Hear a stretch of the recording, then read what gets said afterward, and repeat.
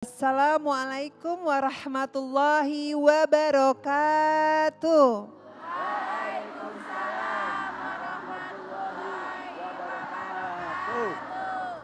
Selamat datang dalam program Kajian Hati bersama Ustadz Hilman Fauzi dan saya Fairuz Arafik yang akan menemani para jamaah yang ada di sini dan pemirsa di rumah. Dengan tema kita kali ini, saat wanita dimuliakan, rumah menjadi tempat menenangkan. Jadi bagaimana nih Ustadz cara memuliakan wanita agar rumah itu menjadi tempat yang tenang untuk kita semua. Silakan Ustadz. Bunda, saat wanita dimuliakan, maka rumah menjadi tempat yang menenangkan. Perempuan itu Allah hadirkan ke muka bumi, hadirnya untuk memberikan ketenangan, kesejukan, dan kelembutan. Di rumah tangga, istri itu jantung rumah tangga. Jika istrinya bahagia, maka rumah tangga itu pasti akan bahagia. Setuju? Jika istri dimuliakan di rumah tangga, maka sejatinya siapa yang memuliakannya juga akan mendapatkan kemuliaan. Dalam diri istri, Allah titipkan banyak kebaikan. Dalam diri seorang ibu di rumah tangga, Allah pun titipkan kebaikan. Istri, ibu madrasah pertama bagi anaknya. Al-ummu madrasatul ula. Bahkan kata Nabi SAW, Allah menitipkan surga berada di telapak kakinya seorang ibu. Maka hati-hati dengan hati wanita. Sebaik apa engkau memperlakukannya, maka sebaik itulah Allah membalas kebaikannya. Tapi seburuk apa sikapmu terhadap perempuan, maka seburuk itulah balasan yang akan kamu dapatkan. Pertanyaannya, siapa wanita yang bisa menenangkan itu? Tentu jawabannya adalah wanita yang solehah. Rasulullah SAW bersabda, ad-dunya'u mata'un wa khairu mata'id dunya al-mar'atus solihah. Dunia itu perhiasan dan sebaik-baiknya perhiasan adalah perempuan yang soleh. Nabi menyampaikan setidaknya ada 4 ciri perempuan yang solehah. 1, dia yang saat dipandang menenangkan hati suaminya. Coba Ahilman tanya, Bunda sayang, kalau suami lagi ada masalah, lihat wajah Bunda, hilang masalah atau tambah masalah? Tapi jika hadirnya Bunda ketika ditatap menenangkan hati suami, disitulah ciri istri yang soleha. Yang kedua, istri yang soleha itu cirinya adalah dia yang saat diperintah taat kepada suaminya. Dia mengerjakan sesuatu tanpa diperintah dahulu. Karena dia tahu pengabdian seorang istri melayani suami akan Allah anugerahkan surga terbaik untuk dirinya. Yang ketiga, dia seorang istri yang saat diberi pandai berterima kasih kepada suaminya. Dia jarang mengeluh. Dia jarang cemberut. Wajahnya terpancar senyuman. Dan bahkan dia adalah istri yang pandai bersyukur kepada suaminya.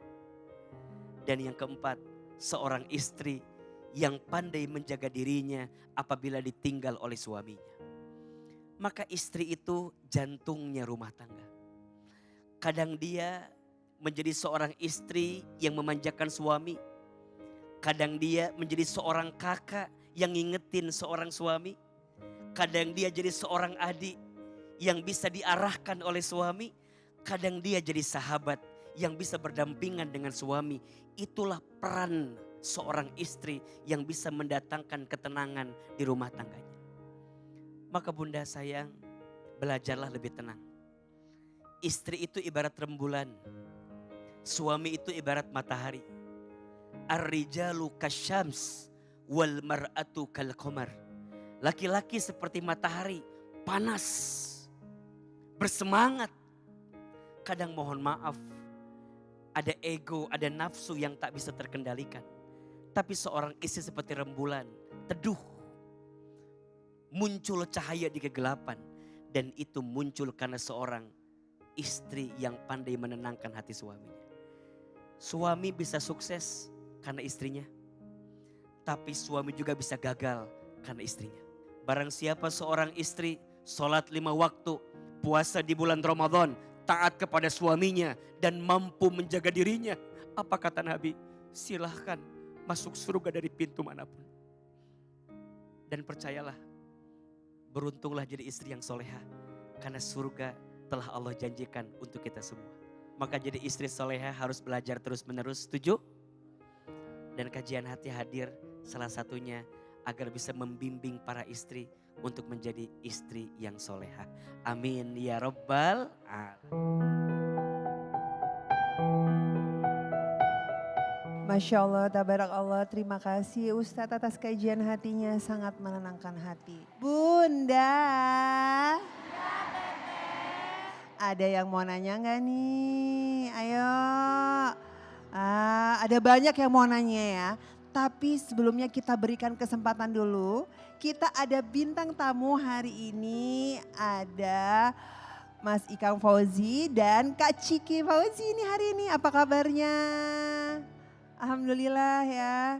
Ustadz ini pokoknya selalu bersama, saling support dalam hal apapun, luar biasa. Ada yang mau ditanyain gak nih kira-kira? Bismillahirrahmanirrahim. Assalamualaikum warahmatullahi wabarakatuh. Waalaikumsalam warahmatullahi wabarakatuh. Cerita ya Ustadz, saya sama istri saya nih, gebetan saya lahir batin. Kita sama-sama artis ya, jadi emang dulu pada saat dia mulai main film, saya juga udah lumayan eksis di bidang rock ya, menyanyi rock. Saya pencipta lagu dan juga penyanyi rock dan juga anak band lah gitu ya. Saya memang begitu ketemu dia tuh, wah itu emang ada getaran yang luar biasa ya Ustadz ya. Jadi emang saya tuh pada saat iman saya lagi di bawah banget ya.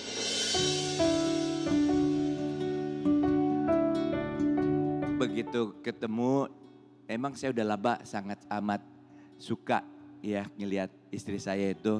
Masih inget gak Ibu Marisa Haq, Ibu Haja Marisa Haq ya, cantik sekali ya.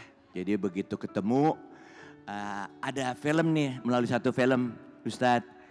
Jadi pada saat itu ditawarin aku, mau gak film nih ada ceritanya jadi penyanyi rock juga mendampingi nih Marisa Haq. Saya nggak tanya honornya lagi, saya bilang mau langsung nih. Karena niat saya bukan main film. Niat saya gimana caranya nih, ya. Gimana caranya kalau bisa jadi pacar dan sekaligus nanti ya kita lihat. Dan biasanya saya kalau udah membidik sesuatu nggak pernah lepas. Jadi pada saat itu saya mulailah PDKT habis lah. Ya singkat kata akhirnya alhamdulillah jadian. Tahun 86 aku menikah dengan istri saya. Tapi sebelumnya ya Ustadz ya, terus terang istri saya tuh aktifnya di pengajian. Tapi pada saat itu karena istri saya di pengajian, mau gak mau saya harus ikut. Iya, jadi saya banyak belajar dari situ, betapa manfaatnya, betapa sejuknya, betapa luar biasanya Islam itu. Disitulah saya mulai gitu loh.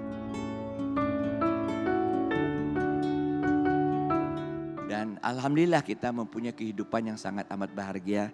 Dan nongollah 2 anak ini, Bella dan Ciki.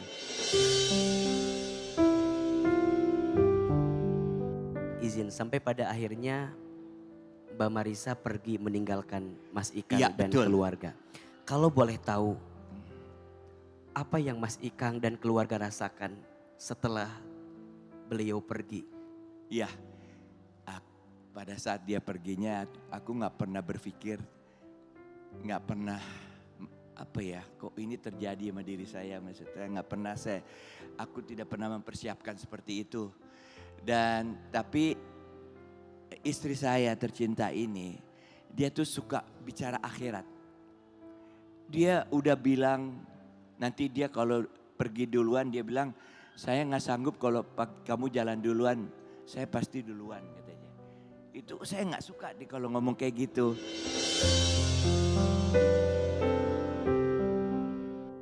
Ngomong akhirat tuh biasa, dia udah mempersiapkan. Dia nanti dimakaminnya di mana, ya? Ngomong depan anak-anak gitu loh. Dan nanti kalau ada yang pergi duluan, kita harus bagaimana? Kita harus terbuka sama anak-anak, ngomong soal warisan dan sebagainya. Itu dan akhirnya terjadi seperti itu tiba-tiba.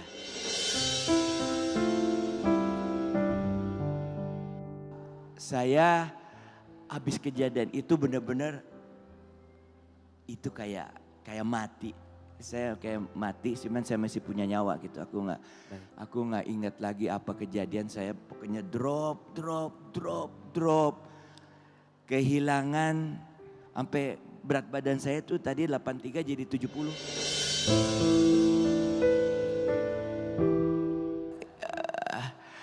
Bahkan ada hal yang sangat sensitif yang sangat saya kaget, dia ngomong, kamu nanti kalau saya pergi duluan kamu boleh menikah lagi. Itu saya nggak mau dengar, Pak. Ya, depan anak-anak itu. Ini, aduh, saya. Tapi sampai hari ini tuh saya nggak.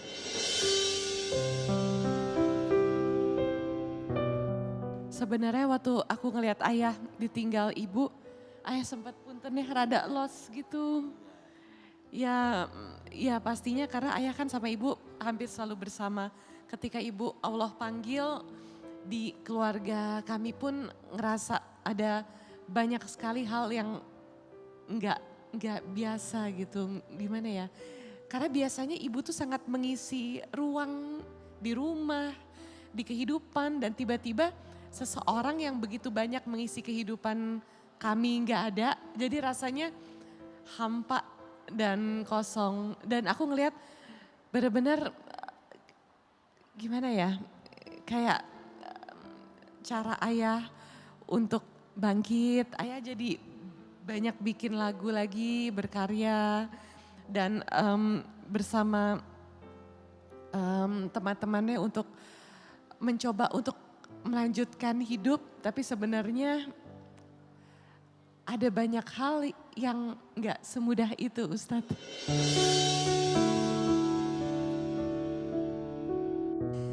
Dan perasaan ayah tuh kalau dari conversation kita, ini nih gak mudah banget buat ayah. Bahkan ketika saya mau izin kemarin misalnya mau ikut misi laut bawa humanitarian aid ke Gaza lewat jalur laut. Ayah tuh yang kayak paling berat gitu karena ayah bilang, kamu nih mirip ibu kamu bentuknya. Terus ayah nggak mau kehilangan lagi yang kayak gitu-gitu.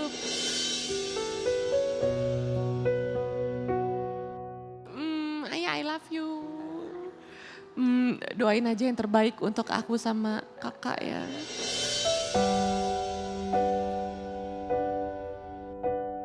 Bahagianya melihat Mas Ikang dikasih karunia 2 putri yang sangat luar biasa. Itu yang luar biasa. Itulah bidadari surga yang Allah titipkan kepada Mas Bener. Ikang hari ini. Itu the reason why I still alive ya. Itu adalah alasan utama kenapa saya masih semangat hidup itu deh. Ya pokoknya kalian itu adalah hal yang paling penting dalam hidup saya sekarang. Jadi jagalah itu ya. Walaupun kalian punya cita-cita lain, punya katakanlah hidup kamu banyak tantangan dan sebagainya. Ingat ada ayahmu yang selalu mengkhawatirkan kamu. Kan kita percaya ya kita akan disatukan kembali sama Allah ya. Tapi apa kejadiannya kalau dia udah meninggal dalam keadaan husnul khotimah, insya Allah dalam keadaan yang sangat baik kan. Bukti-bukti melihat seperti itu. Aku tidak. Saya tidak layak gitu loh. Untuk ketemu, untuk mendampingi dia di akhirat. Bisa begitu kan? Kalau hidupnya saya nih, saya tidak pergunakan dengan baik-baik. Menjadi manusia yang lebih baik, yang lebih katakanlah. Bisa nggak dipertemukan kan? Karena kan Allah mempertemukan yang baik dengan yang baik. Iya, baik. Nah itu aku minta dinasihati seperti baik, itu, dikuatkanlah saya supaya baik. saya bisa menjaga diri, Baik. menjadi orang yang lebih baik walaupun udah umur segini, tapi aku pikir aku masih banyak kurangnya yang harus. Masya Allah. Baik. Bunda,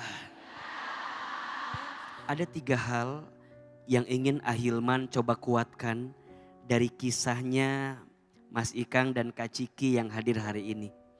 Pertama, bicara tentang kehilangan. Sesungguhnya tidak ada yang namanya kehilangan. Yang ada hanyalah Allah mengambil lagi apa yang pernah dititipkan dalam kehidupan kita. Satu ketika saya kehilangan orang tua saya. Sejak kecil Ahilman anak yatim. Saya diingatkan oleh guru saya, Hilman, sesungguhnya kamu dengan orang tuamu bukan berpisah. Tapi kamu dengan orang tuamu hanya beda waktu take off-nya saja. Kalau tujuannya sama, pasti ketemu lagi. Sama boleh jadi hari ini. Almarhumah Mbak Marisa dengan Mas Ikang bukan berpisah. Hanya beda waktu take off-nya saja. Beliau jalan lebih duluan dan Mas Ikang akan ikut selanjutnya. Kalau tujuannya sama adalah surga, pasti dipertemukan lagi. Mas Ikang bertanya, apakah layak saya yang kurang ilmunya, yang kurang baik hidupnya, akan bersanding kembali dengan almarhumah yang begitu baik hidupnya? Maka jawabannya, Mas Ikang jangan pernah putus asa. Allah melihat kebaikan yang kau ukirkan di sisa waktu yang Allah titipkan. Kita boleh punya masa lalu. Kita boleh punya semua yang pernah terjadi. Tapi kita masih punya masa depan. Innamal a'malu bil khawatim. Setiap amal perbuatan itu tergantung ujungnya. Tergantung penutupnya seperti apa. Mas Ikang, kita semua pernah berbuat dosa, pernah berbuat salah, pernah tenggelam dalam kemaksiatan. Sudah, cukup, tutup, selesai. Tapi hari ini Allah masih titipkan kebaikan itu, maka di sisa kebaikan yang masih Allah berikan, sibukkan dengan kebaikan yang lain. Agar kebaikan hari ini menutupi keburukan di masa lalu. Dan ingat, Allah maha baik. Allah sangat baik. Tidak ada yang paling baik kepada kita kecuali Allah. Allah punya asma namanya Al-Afu. Al-Afu itu artinya pemaaf. Pemaaf yang tidak suka mengungkit kesalahan apapun. Bedanya dengan manusia. Manusia itu kalau ada salah diungkit kesalahan kemarin. Tapi Allah enggak. Kalau kita pernah punya salah, Allah maafin kesalahannya. Allah tutup semua kesalahannya. Dan Allah hanya melihat kebaikan yang kau hadirkan di sisa umur yang Allah titipkan. Maka saya percaya, apakah nanti Mas Ikang akan ketemu lagi dengan Mbak Marisa? Jawabannya tergantung sisa umur yang masih Allah berikan hari ini. Kalau Mas Ikang isi dengan kebaikan, isi dengan ilmu, isi dengan amal soleh, maka insya Allah Mas Ikang kelak akan dipertemukan kembali dengan almarhumah di surganya Allah Subhanahu wa taala. Tinggal ke depan bagaimana kemudian kita bisa belajar terus menguatkan hubungan dengan pasangan. Ada satu hal yang kita bikin iri dari almarhumah Mbak Marisa. Apa salah satunya? Kebaikan beliau masih dikenang dan diingat oleh keluarganya. Itu gak mudah. Pertanyaannya, sekiranya nanti kita pergi, apakah kebaikan kita masih dikenang tidak oleh orang yang masih hidup bersama kita? Jangan-jangan tidak. Karena lebih banyak keburukan yang kita lakukan dibanding kebaikan yang kita hadirkan. Maka pesan saya, selama hidup jadilah orang baik. Rumah tangga selama hidup belajarlah menjadi rumah tangga yang baik. Jadi suami yang baik. Jadi istri yang baik. Agar saat nanti kita kembali, pasangan kita mengenang kebaikan kita. Pasangan kita menyebut-nyebut kebaikan kita. Bahkan mengirimkan doa terbaik untuk kita. Dan cukuplah itu kebahagiaan untuk kita. Maka kalau ada orang yang meninggal, apa pertanyaannya biasanya? Apakah beliau orang baik gitu ya? Betul? Yang ditanya bukan pencapaian dunianya, bukan.